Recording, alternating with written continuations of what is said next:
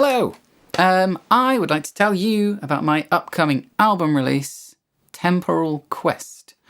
There's a short form, 60-second version of this video for a reel, for a short, but then this is the longer version. If you're interested, if you care to listen to me babble for a few minutes. So the whole idea is I wanted to write video game inspired kind of music. I grew up through the 90s playing on video games. So I got to, quite lucky in that I got to experience like noticing the music from the early 90s, mostly synth stuff, you know, growing up playing like the Sega Master System and the Mega Drive, and then kind of witnessing, along with things like 3D graphics, just the huge progression through the 90s of fidelity and what they were able to create with new hardware.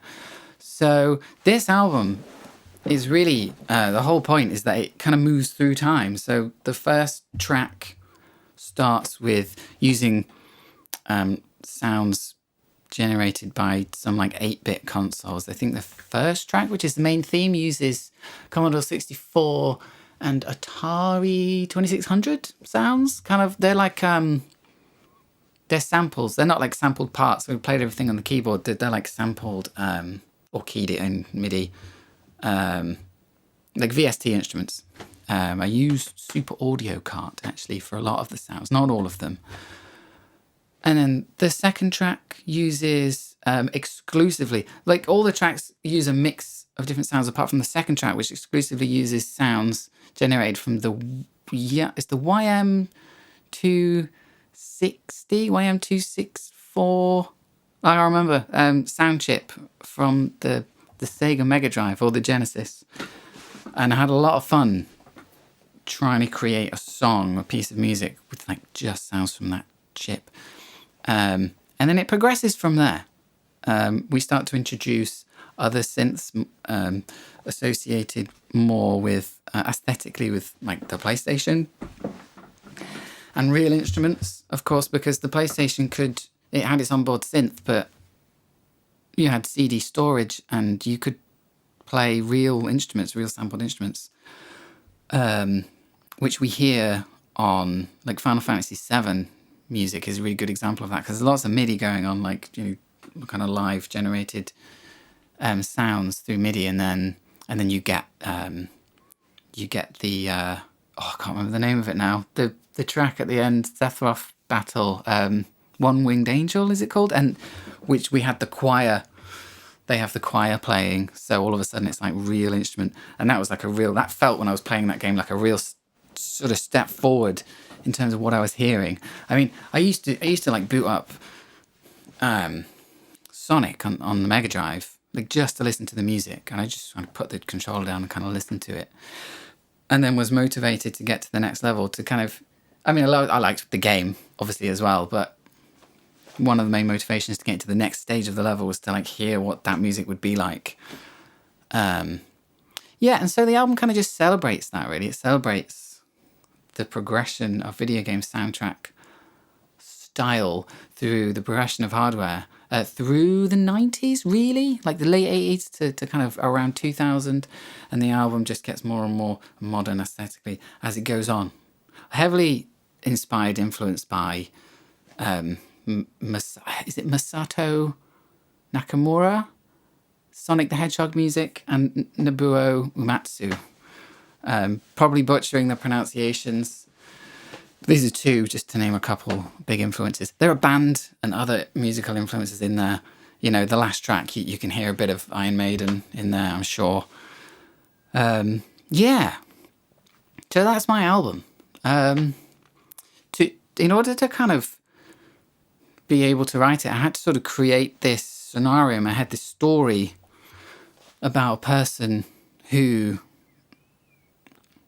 I mean, it doesn't make that much sense. It's very kind of convoluted and long. And what I wanted to do initially was actually have music videos for some of the tracks, or maybe all of them, that reflected both the aesthetic of the music in terms of the hardware that would have originally generated them and the story. So, for example, the first couple of tracks might have a video with a character that's kind of like pixel art, and then it moves through a more sophisticated art style into maybe live action or something. I don't know. But budgetary constraints in that I don't actually have a budget meant I couldn't do that. I'm not an animator or videographer or anything. I just kind of do the music. Anything else you see on screen is me. So I'm messing about with my phone. I do have some music videos and some visualizations for these tracks, which you'll see at the end, because at the end of this video I'll do like a short clip of each track. So you'll see that, but that, they didn't really have anything to do with the kind of the scenario that's in my head. It's just something to look at. I had this story planned out about somebody that's sort of taken away in a dream to somewhere else. I don't know. Different dimension, maybe. I don't know. And then just becomes this kind of unwitting time traveler and has to be a hero and battle and all the rest of it. One thing of note I did want to say is that some of the structures of the music, particularly as it goes on, become a bit odd. But it is on purpose. The first few tracks are more conventionally structured pieces of music. I was thinking, I didn't want just like neat loops that you probably would have to write if you were writing music for like a 16-bit game or something. I wanted to, because I had the option to kind of arrange it however I wanted, not actually for a game, but I wanted it to be kind of neat enough that it does feel like sections, so that they could be looped, but then I wanted it to be interesting to listen to as well. So there's sort of more conventional like blocks of structure. You know what I'm saying? I hope. But then as it goes on, it becomes more cinematic and a bit more strange, and because this story developed in my head, and so there's one track, No Way Home / Chased Out, which is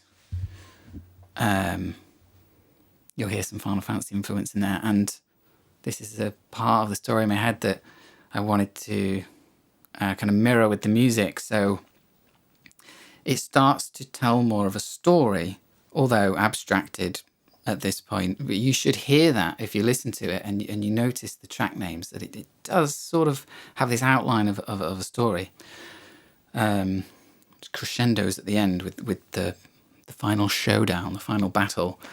I was playing on Final Fantasy VII Remake. I do play on modern games as well. And